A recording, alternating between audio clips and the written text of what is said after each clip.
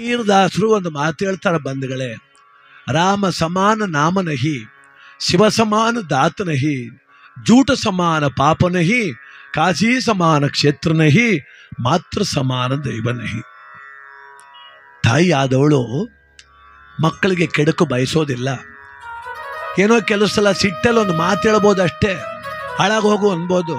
ಆದರೆ ಅಂತರಂಗದಿಂದ ಹೇಳೋದಿಲ್ಲ ತಾಯಿ, ಯಾವ ತಾಯಿನೂ ನನ್ನ ಮಕ್ಕಳು ಹಾಳಾಗೋಗ್ಲಿ ನಾಶವಾಗಲಿ ಅಂತ. ಕೆಲವು ಸಲ ಮಕ್ಕಳು ಅಷ್ಟು ನೋವು ಕೊಟ್ಬಿಡ್ತಾರೆ ತಾಯಿದಿರಿಗೆ. ನೋಡಿ, ಒಂದು ಚೀನಾ ದೇಶದ ಒಂದು ಕತೆ ಇದೆ. ಚೀನಾ ದೇಶದಲ್ಲಿ ಒಂದು ಪುಟ್ಟ ಹಳ್ಳಿ ಇತ್ತು. ಅಲ್ಲಿ ಕಡು ಬಡ ಕುಟುಂಬ. ವಯಸ್ಸಾದ ಮುದುಕಿ 90 ವರ್ಷದವಳು ಒಬ್ಬಳು, ಅವಳ ಮಗ ಸೊಸೆ, 4 ಜನ ಅವ್ರಿಗೆ ಮಕ್ಕಳು. ಅವನೊಬ್ಬನೇ ದುಡಿತಾನೆ. ಎಷ್ಟು ದುಡಿದ್ರೂ ಸಾಲ್ತಿಲ್ಲ, ಮಕ್ಕಳಿಗೆ ಅನ್ನ ಸಾಲ್ತಿಲ್ಲ, ಹಾಲು ಸಾಲ್ತಿಲ್ಲ. ಕೊನೆಗೆ ಆ ಹೆಂಡತಿ ಹೇಳ್ಕೊಟ್ಲಂತೆ ಗಂಡನಿಗೆ, ನಿಮ್ಮ ತಾಯಿ ಒಬ್ಬಳಿಲ್ಲ ಅಂದಿದ್ರೆ ನೀ ತರೋ ದುಡಿಮೆ ನಮಗೆ ಸಾಕಾಯ್ತಿತ್ತು. ಆ ಮುಪ್ಪಿನ ಮುದುಕಿ ಬಾಗಿಲಲ್ಲಿ ಕುಂತವಳೆ. ಆ ಹೆಂಡತಿ ಹೇಳ್ತಾಳೆ ಗಂಡನಿಗೆ, ನಿಮ್ಮ ತಾಯಿ ಇಲ್ಲ ಅಂದಿದ್ರೆ ನೀ ತರೋ ದುಡಿಮೆ ನಮಗೆಲ್ಲ ಹೊಟ್ಟೆ ತುಂಬ ಅನ್ನ ಆಗ್ತಿತ್ತು. ಈಗ ನೋಡು, ನಾವು ತಿನ್ನೋ ಅಂದಲ್ಲಿ ಸುಮ್ಮನೆ ಕೂತ್ರೊಳಗೂ ಪಾಲು ಕೊಡಬೇಕೀಗ. ಅದಕ್ಕೆ ಗಂಡ ಅಂತಾನೆ, ಅದಕ್ಕೆ ನಾನು ಏನು ಮಾಡಲಿ? ನನ್ನ ತಾಯಿಗೆ ಸಾವು ಬರ್ತಿಲ್ಲ, ಸಾವು ನಾವು ಕರೆದ್ರೂ ಬರೋದಿಲ್ಲ. ಅದಕ್ಕೆ ಇವಳು ಹೇಳದ್ಲಂತೆ ಹೆಂಡತಿ, ನೋಡು ನನ್ನ ಮಾತು ಕೇಳು, ನಿಮ್ಮ ತಾಯಿ ಕರ್ಕೊಂಡೋಗಿ ಎಲ್ಲರೂ ದೂರ ಬಿಟ್ಬಿಟ್ಟು ಹೊಂಟು ಬಾ. ಇವತ್ತಲ್ಲ ನಾಳೆ ಸತ್ತೇ ಸಾಯ್ತಾಳೆ. ಅವಳೊಬ್ಬಳಿಲ್ಲ ಅಂದ್ರೆ ನನ್ನ ಮಕ್ಕಳಿಗೆ ಹೊಟ್ಟೆ ತುಂಬ ಅನ್ನ ಆಗ್ತದೆ. ಇವಳು ತಾಯಿನೇ. ಅವನು ತುಂಬ ಯೋಚನೆ ಮಾಡ್ದ, ದುಃಖ ಮಾಡ್ದ. ಒಂದು ಕಡೆ ಎತ್ತ ತಾಯಿ, ಅವಳನ್ನು ದೂರ ಬಿಡೋದು ಹೆಂಗೆ? ಇನ್ನೊಂದು ಕಡೆ ಎಷ್ಟು ದುಡಿದ್ರೂ ಮಕ್ಕಳಿಗೆ ಅನ್ನ ಇಲ್ಲ, ಇವ್ರು ಸಾಕೋದು ಹೆಂಗೆ? ತೀರ್ಮಾನ ಮಾಡ್ಕೊಂಬಿಟ್ಟ, ನಿಜ ಹೆಂಗೂ ಸಾಯ್ತದ ನಮ್ಮ ತಾಯಿ, ಎಲ್ಲರೂ ಕರ್ಕೊಂಡೋಗಿ ದೂರ ಕಾಡಲ್ಲಿ ಬಿಟ್ಟು ಬಂದ್ಬಿಡುವ ಅಂತ. ಒಂದು ದಿವಸ ತಾಯಿ ಮುಂದೆ ಕುಂತು ಕೇಳ್ತಾನಮ್ಮ, ನಾನು ನಿನ್ನ ಅಲ್ಲೊಂದು ಬೌದ್ಧ ಸ್ತೂಪ ಇದೆ, ಚೈನಾ ದೇಶದಲ್ಲಿ ಅತಿ ಹೆಚ್ಚು ಪೂಜೆ ಮಾಡೋದು ಬುದ್ಧನನ್ನು, ಅಲ್ಲಿ ಕರ್ಕೊಂಡು ಹೋಗ್ತೀನಿ, ಬರ್ತೀಯ? ಅಜ್ಜಿಗೆ ಸರಿಯಾಗಿ ಕಣ್ಣು ಕಾಣಲ್ಲ, ನಾನು ಹೆಂಗೆ ಕರ್ಕೊಂಡು ಹೋಗ್ತೀಯಪ್ಪ ಅಂದ್ಲು. ಒಂದು ಬುಟ್ಟಿಲಿ ಕೂತ್ಕೋ, ತಲೆ ಮೇಲೆ ಹೊತ್ಕೊಂಡು ಹೋಗ್ತೀನಿ, ಅಲ್ಲಿಗೆ ಹೋದ್ರೆ ನಿನಗೆ ಭಗವಂತನ ಆಶೀರ್ವಾದ ಸಿಗ್ತದೆ. ಆಯ್ತು ಮಗನೇ, ಆಯ್ತು ಹೋಗುವ. ಯಾವಾಗ ಹೋಗುವ? ನಾಳೆ ಬೆಳಿಗ್ಗೆನೆ ಮುಂಜಾನೆ 4 ಗಂಟೆಗೆ ಹೊರಟು ಬಿಡುವ. ಆಯ್ತು. ಒಂದು ದೊಡ್ಡ ಬುಟ್ಟಿಲಿ ತಾಯಿ ಕುಂಡಿಸ್ಕೊಂಡ, ತಲೆ ಮೇಲೆ ಹೊತ್ಕೊಂಡ. ಅಜ್ಜಿ ಆ ಮೊಮ್ಮಕ್ಕಳೆಲ್ಲರನ್ನು ಕರೆದು ಮುತ್ತಿಟ್ಟು 4 ಜನ ಮೊಮ್ಮಕ್ಕಳಿಗೆ ಆಶೀರ್ವಾದ ಮಾಡಿದ್ಲು. ಚೆನ್ನಾಗಿರಿ ಮೊಮ್ಮಕ್ಕಳ ಅಂತ. ಸೊಸೆಗೂ ಆಶೀರ್ವಾದ ಮಾಡಿದ್ಲು. ನಾನು ಹೋಗಿ ದೇವ್ರು ನೋಡ್ಕೊಂಡ್ ಬರ್ತೀನಿ ಒತ್ಕೊಂಡು ಹೊರಟ ಮಗ. ಅವನ ಆಸೆ ಏನು ಅಂದ್ರೆ, ಹಂಗೆ ನಿದ್ರೆ ಬಂದು ಮಲ್ಕೊಂಡ್ಬಿಡ್ತಾಳೆ ನನ್ನ ತಾಯಿ, ಅವಳು ನಿದ್ದೆ ಬಂದಾಗ ಎಲ್ಲಾರ ಒಂತ ಬಿಟ್ಟು ಬಂದ್ಬಿಡುವ ಅಂತ. ಇವಳು ಮಲಗ್ತಾನೆ ಇಲ್ಲ.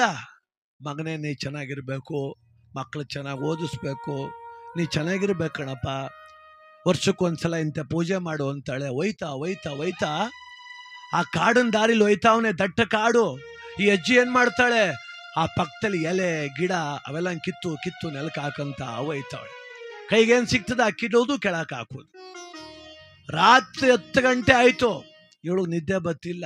ಅವನು ನಿದ್ದೆ ಬರದೆ ಕೆಳಕ್ಕೆ ಇಳಿಸಂಗಿಲ್ಲ. ಬೆಟ್ಟ ಹತ್ತದ, ಇನ್ನೊಂದು ಬೆಟ್ಟ ಇಳದ, ಕಾಡು ಮಧ್ಯಕ್ಕೆ ಹೋದ, ನದಿ ಪಕ್ಕಕ್ಕೆ ಹೋದ. ಈ ಅಜ್ಜಿ ಮನಗ್ತಾನೆ ಇಲ್ಲ. ಹೆಂಗ್ ಕೆಳಕ್ ಬಿಡೋದು ಇವಳನ್ನ? ಕೊನೆಗೆ ನಡೀಕಾಗ್ಲಿಲ್ಲ. ಅಜ್ಜಿ ಅಂದ್ಲು, ಮಗನೇ ಇಳಿಸು. ಯಾಕಮ್ಮ? ನನ್ನ ಇಳಿಸು ಕೆಳಗಡೆ. ಇಳಿಸ್ತೆ ಕಣಪ್ಪ, ಹೋಗಪ್ಪ ಮನೆಗೆ ಅಂದ್ಲು. ನೀನು? ಮಗನೇ, ಮೊನ್ನೆ ರಾತ್ರಿ ನಿನ್ನ ಹೆಂಡತಿ ನಿನಗೆ ಹೇಳ್ಕೊಡ್ತಿರ್ಲಲ್ಲ, ನಿಮ್ಮ ತಾಯಿ ಇಲ್ಲ ಅಂದಿದ್ರೆ ನಮ್ಮ ಮನೆಗೆ ಹೊಟ್ಟೆ ತುಂಬ ಅನ್ನ ಆಗ್ತಿತ್ತು, ಅವಳನ್ನ ಬಿಟ್ಟು ಬಾ ಅಂತ ಹೇಳಿದ್ಲಲ್ಲ, ನಾನು ಕೇಳಿಸ್ಕೊಂಡೆ ಕಣಪ್ಪ, ನಾನು ಕೇಳಿಸ್ಕೊಂಡೆ. ನಾನು ಬರೋಕ್ ಸಿದ್ಧ, ನಿನಗೆ ತೊಂದರೆನೇ ಕೊಡ್ತಿರ್ಲಿಲ್ಲ, ನನ್ನ ಕಣ್ಣು ಕಾಣಲ್ವಲ್ಲ. ಹೋಗು, ಸದ್ಯ ನನ್ನ ಮಗನಾಗಿ ಹುಟ್ಟಿ ಒಳ್ಳೆ ಕೆಲಸ ಮಾಡಿದೆ. ಈ ದೇಹ ಮಣ್ಣಲ್ಲಿ ಮಣ್ಣಾಗ್ಬಿಡ್ತಿತ್ತು, ಈಗ ಯಾವ್ದಾದ್ರು ಒಂದು ಪ್ರಾಣಿಗೆ ಆಹಾರನ ರಾಯ್ತೀನಿ, ಅಮ್ಮ ಬರೋ ದಾರಿನಲ್ಲಿ ಏಕ ಎಲೆ ಎಲ್ಲ ಕಿತ್ತಾಕೊಂಡ್ ಬಂದಿದೆಯಲ್ಲ, ವಾಪಸ್ ಬಂದ್ಬಿಡುವ ಅಂತ ಕಿತ್ತಾಕ್ಬಿಟ್ಟು ಬಂದ ಅಂದ. ಅದಕ್ಕೆ ಆ ಮುದುಕಿ ಅಂತಾಳೆ, ನನ್ನ ಕಣ್ಣೇ ಕಾಣಲ್ಲ ಕಣೋ ಮಗಳೇ, ನಾನು ಯಾಕೆ ಕಿತ್ತಾಕೊಂಡ್ ಬಂದೆ ಗೊತ್ತಾ? ನನ್ನನ್ನು ಬಿಟ್ಟು ಬರಬೇಕು ಅನ್ನೋ ಆತರದಲ್ಲಿ ನೀ ದಾರಿ ತಪ್ಪಿಟ್ರೆ ಮಗನೇ ನಿನ್ಗತಿಗೇನಪ್ಪ. ಈಗ ವಾಪಸ್ ಹೋಗುವಾಗ ನಾನು ಯಾವ ದಾರಿಲಿ ಎಲೆ ಕಿತ್ತಾಕೊಂಡ್ ಬಂದಿನ ಅಲ್ಲೇ ಹೋಗೋಕಂದ. ನಾಳೆ ಸಂಜೆ ಹೊತ್ತು ಮನೆ ಸೇರ್ತೀನಿ ಅಂದ್ಲು ಆ ತಾಯಿ.